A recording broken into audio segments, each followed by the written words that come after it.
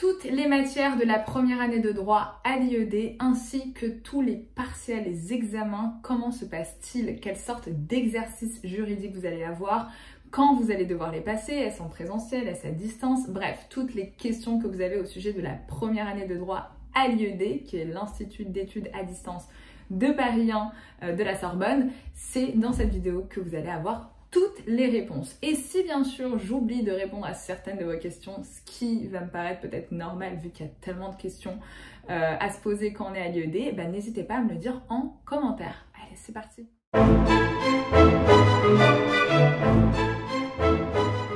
Alors avant de commencer cette vidéo, déjà je m'introduis pour ceux et celles qui ne me connaissent pas ou qui ont entendu parler de moi sans vraiment savoir qui je suis.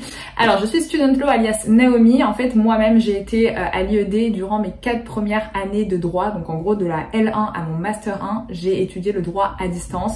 Ça a été très dur pour moi, mais c'est comme ça que je suis arrivée là où je suis aujourd'hui, c'est-à-dire que aujourd'hui je peux enfin vivre pleinement de mon activité d'entrepreneuse et j'ai créé ma prépa privée de droit spécialement conçue pour les étudiants à distance à Paris 1 Sorbonne. Donc c'est-à-dire que au sein de cette prépa, je les aide à réussir leur année via des cours synthétisés, via des annales corrigées et des cours de soutien. N'hésitez pas à regarder mon site internet si vous l'avez pas encore déjà vu. C'est vrai que la première année de droit à l'IED, elle est souvent difficile pour les étudiants. Et je sais, en fait, je sais à l'avance ce que vous ressentez puisque moi-même, je l'ai vécu il y a quoi, 4-5 ans. Donc du coup c'est parti, on va répondre à toutes vos questions. Déjà on va regarder les matières que vous allez avoir durant cette première année de droit. Donc j'ai mon ordinateur en face de moi parce que sachez que la L1 ça date pas d'hier quoi, c'est quand même il y a 4-5 ans que j'ai passé ma L1. Et dans la deuxième partie de la vidéo on abordera les examens de l'IED en première année de droit. Pour les matières, déjà, ce qu'il faut que vous sachiez impérativement, c'est que vous avez une hiérarchie au sein des matières. Vous avez des matières qui sont très importantes et les matières qui le sont moins. Les matières qui sont très importantes, on les appelle les majeures. Elles vont avoir un coefficient beaucoup plus élevé, qu'il est de 3, alors que les mineurs, le coefficient est de 1. Donc du coup, ça veut dire que quand vous allez calculer votre moyenne, si imaginons vous avez eu un 12 en majeur, c'est comme si vous avez eu 3 fois 12, puisque c'est un coefficient 3. Alors qu'en mineur, si vous avez eu un 12, c'est comme si vous avez eu 1 fois 12, donc c'est rattrapable. Bref, tout ça pour vous dire que les majeurs, il faut vraiment que vous misez tout sur les majeurs puisque c'est le coefficient le plus important. Les mineurs, c'est pas pour autant qu'il faut les mettre de côté. Pourquoi les mineurs sont aussi importantes et il faut pas les délaisser? Parce que si vous avez raté vos majeurs, le fait d'avoir 17, 18 sur 20 à une mineure, ça peut vraiment vous augmenter votre moyenne. C'est pour ça que moi, ce que je préconise, c'est de travailler beaucoup sur les majeurs et de s'y prendre vraiment beaucoup plus à l'avance sur les majeurs. Et les mineurs, de s'y prendre un peu moins à l'avance, c'est-à-dire aller 1 à 2 mois avant les examens, mais de pas les bâcler pour autant parce qu'encore une fois, si vous les réussissiez, ça va augmenter votre moyenne. Au niveau de ces matières-là, ce qu'il faut savoir aussi également avant qu'on aborde matière par matière, c'est que les majeurs, ce que vous allez avoir de difficile, c'est qu'il faut à la fois connaître son cours, mais aussi connaître la méthodologie. Donc ce terme méthodologie, vous allez l'entendre plein de fois parce que sans la méthodologie, vous n'allez pas réussir votre première année de droit. Ça veut dire qu'en gros, même si vous connaissez par cœur votre cours sur le bout des doigts, il suffit que vous maîtrisez pas la méthodologie pour que vous ayez un 3 sur 20, même si vous connaissez par cœur votre cours de droit. La méthodologie, c'est 80% de réussite au droit. Donc, ce que je préconise, c'est de connaître son cours et de maîtriser aussi parfaitement la méthodologie de chaque exercice juridique que vous aurez au partiel de droit. Donc ne vous inquiétez pas, en deuxième partie de la vidéo, quand on regardera les examens que vous allez avoir, on va aborder les exercices juridiques et la méthodologie propre à chacun d'eux. Mais pour l'instant, on se spécifie du coup sur les majeurs. Donc comme je vous l'ai dit, il faut apprendre le cours plus la méthodologie. Tandis que les mineurs, il n'y a pas de méthodologie, il y a seulement du cours. Donc en gros, c'est pour ça que je vous ai dit, pas la peine de vous y prendre trop à l'avance parce que c'est juste en fait savoir recracher son cours. Il n'y a pas vraiment de méthodologie à connaître. C'est pour ça que c'est un peu plus facile. Mais c'est un autre piège parce qu'on peut avoir tendance à croire que du coup les mineurs c'est plus facile vu que c'est un coefficient moindre, mais pas du tout. Certains disent que les mineurs c'est limite beaucoup plus lourd à apprendre parce que les mineurs c'est beaucoup de par cœur à apprendre et en fait on a envie de se dire on s'en fout vu que c'est un coefficient tout petit. Mais non, c'est là le piège. C'est pas parce que c'est un coefficient petit que c'est facile. Ça peut être très dur à apprendre. Donc faut apprendre, c'est là que vous allez devoir vraiment forger votre mémoire et voilà. Et les majeurs c'est l'inverse, ça veut dire que même si vous apprenez pas par cœur le cours, il suffit juste que vous maîtrisez archi bien la méthodologie pour que vous réussissiez votre majeur. Bref, tout ça c'est la logique du droit que vous verrez au cours de la première année. Allez, c'est parti, on commence avec les matières. Donc du coup, je vais aborder d'abord les 2 majeurs du premier semestre et ensuite les mineurs du premier semestre. Donc déjà, le premier semestre, qu'est-ce que c'est? C'est les 6 premiers mois de votre année. Donc l'année scolaire, elle dure 12 mois. Les 6 premiers mois, c'est le premier semestre. Les 6 autres mois, c'est le deuxième semestre. Quand vous allez passer en L2 de droit, vous serez au semestre 3, puis au semestre 4, puis au semestre 5, puis au semestre 6. Donc il y a 6 semestres dans une licence de droit. Du coup, on commence avec le premier semestre. Donc, la première majeure que vous allez avoir, c'est le droit constitutionnel. Alors, le droit constitutionnel, ça fait beaucoup parler. Il y a vraiment beaucoup d'étudiants qui n'aiment pas cette matière. Donc, comme vous le savez, je fais aussi des cours de soutien durant toute l'année. Donc, j'ai beaucoup d'étudiants à charge. Et souvent, les étudiants n'aiment pas la matière. Donc, je sais pas si c'est parce qu'ils n'aiment pas le professeur. Du coup, ne pas aimer le professeur, ça revient à ne pas aimer la matière. Mais moi, j'ai trouvé que de toutes mes années de droit que j'ai faites, c'était la matière la plus intéressante. Vraiment, profitez d'avoir une matière aussi intéressante. C'est une matière qui est archi actuelle. En gros, le droit constitutionnel, c'est la constitution, c'est un mélange de politique et de droit. Donc, si vous êtes intéressé par tout ce qui s'est passé cette année, notamment les motions de censure, l'Assemblée nationale, les élections législatives, etc., bah, tout ça, en gros, c'est le droit constitutionnel. Et franchement, moi, j'ai adoré cette matière. Donc, si j'ai un conseil à vous donner, c'est vraiment prenez du plaisir en regardant des vidéos YouTube, en regardant l'actualité. Parce que cette matière, franchement, il y a d'autres matières en droit, tu te dis vraiment, mais à quoi ça sert d'apprendre ça? Mais cette matière, elle est vraiment tellement utile. Genre, jusqu'à aujourd'hui, il y a des gens qui sont pas en droit qui me demandent de leur donner des cours en droit constitutionnel tellement que cette matière, elle est passionnante, vraiment. Donc, même si votre professeur en droit constitutionnel n'est pas le plus intéressant, vraiment intéressez-vous à cette matière parce que franchement, les autres matières que vous allez avoir en 2e année, 3e année, elles sont loin d'être aussi intéressantes que le droit constitutionnel. Donc franchement, moi, je mets un coup de cœur pour cette matière, j'adore. Et donc, du coup, c'est une majeure. La deuxième majeure que vous allez avoir, c'est introduction au droit privé. Alors, cette matière, elle veut tout et rien dire. Elle est archi générale. Donc déjà, ce qu'il faut que vous sachiez, c'est que les matières en L1 sont très générales. En fait, le droit, c'est une espèce d'entonnoir. En première année, vous allez avoir des matières très générales et au fur et à mesure que vous allez vous spécialiser, ça va être des matières de plus en plus spécifiques. Donc en première année, vous allez vraiment étudier le droit, l'histoire du droit, etc. Et c'est vraiment à partir de la 2e et 3e année que vous allez commencer vraiment à toucher le droit technique, si je puis dire. Donc du coup, on revient à l'introduction au droit privé. C'est une majeure qui est sympathique, c'est vraiment s'introduire en fait dans le monde du droit. Donc il va y avoir un peu du droit subjectif, objectif, etc. Vous allez commencer à vous familiariser avec le vocabulaire juridique. Donc voilà, pas trop grand chose à dire sur cette matière, faut passer par là, mais c'est pas l'une des plus intéressantes. Voilà. Ensuite, concernant les mineurs. Donc les mineurs, vous allez avoir introduction historique au droit. Donc ça, c'est vraiment la matière la plus redoutée par les étudiants. À moins que vous aimiez l'histoire, etc. Là, vous allez trouver un quelconque intérêt. Mais sinon, c'est une matière qui est très longue.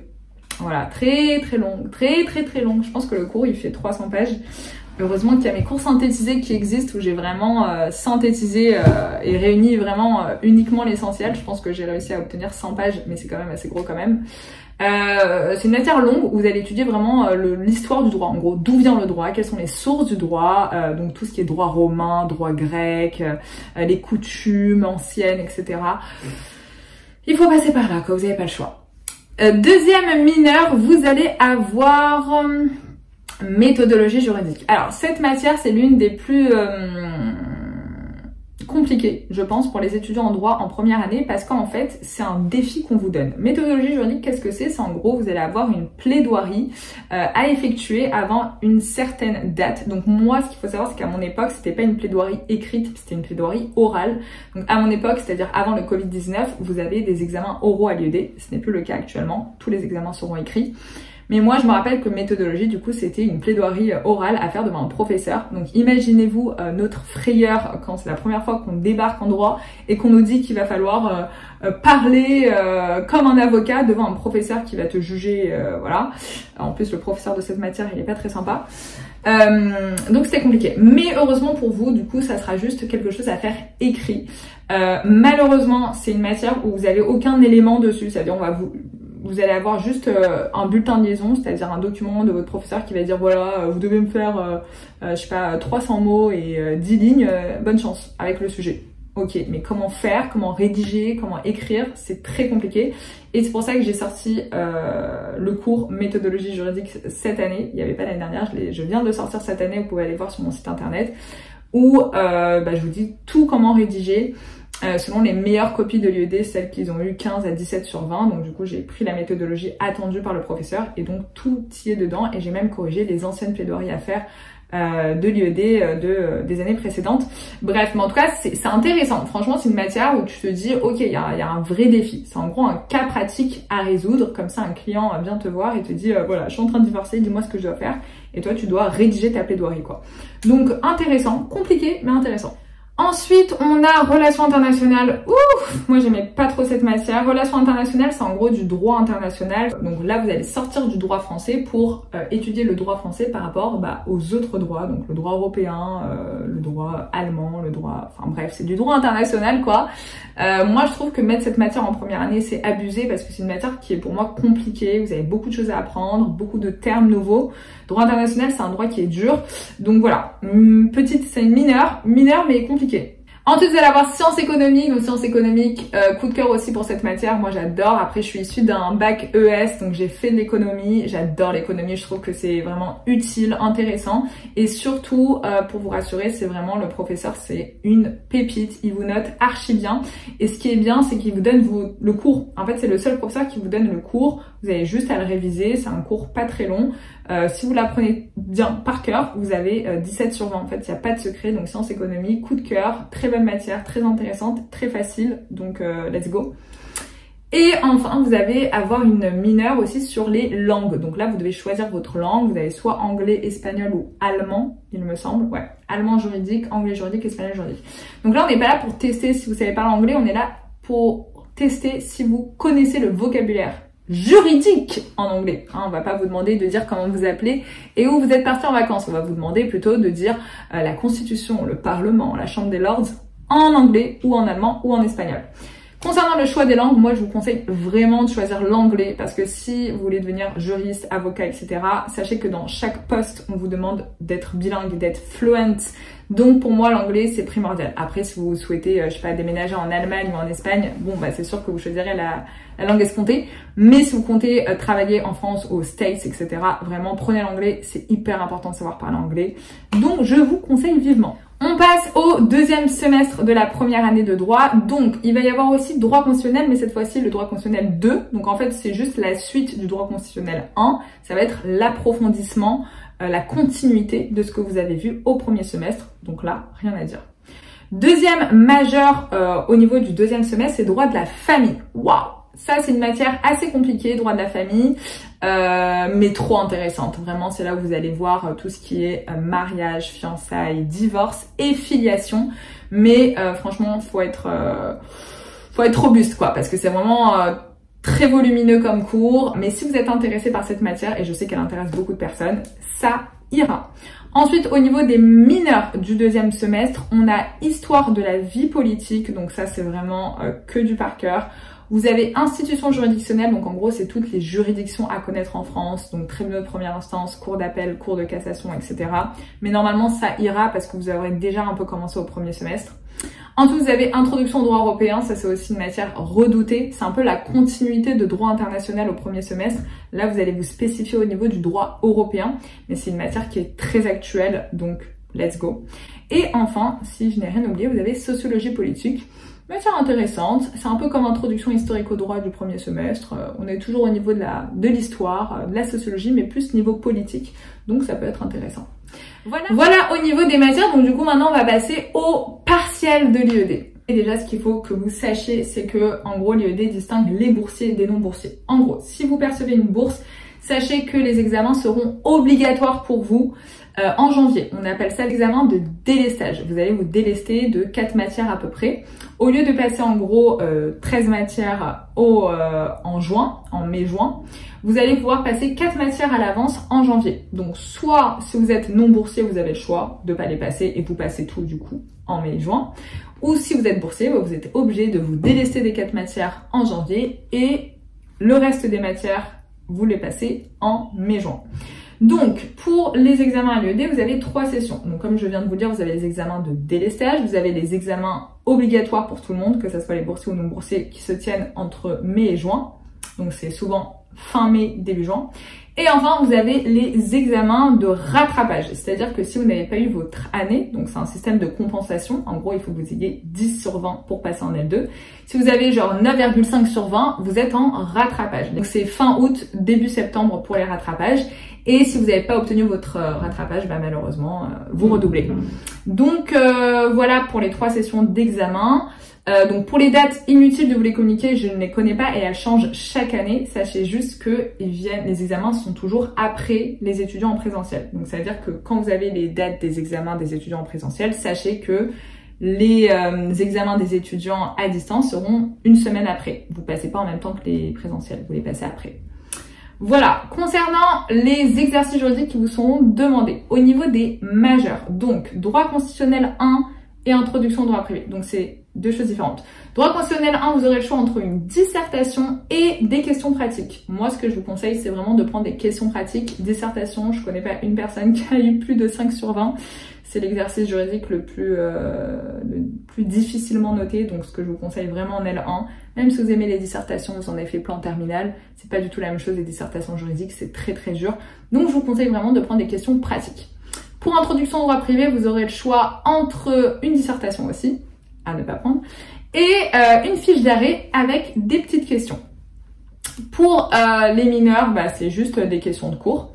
Pour les majeurs du second semestre, c'est exactement la même chose. Droit constitutionnel, vous avez le choix encore une fois entre soit une dissertation, soit des questions pratiques. Et le petit changement, c'est pour droit de la famille, donc la majeure du deuxième semestre.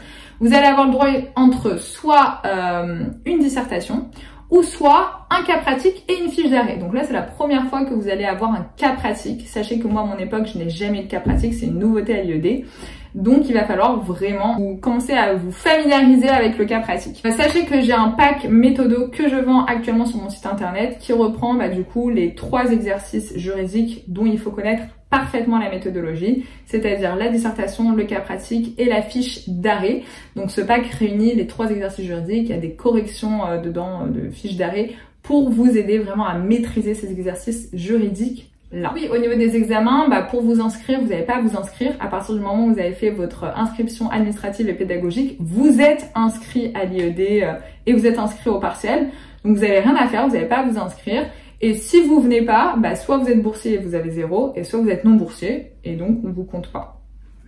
Voilà, n'hésitez pas à me dire si vous avez des commentaires. Moi, j'ai été très heureuse de faire cette vidéo et je suis prête à en faire d'autres s'il y a d'autres sujets qui vous intéressent. Je vous dis donc à très bientôt.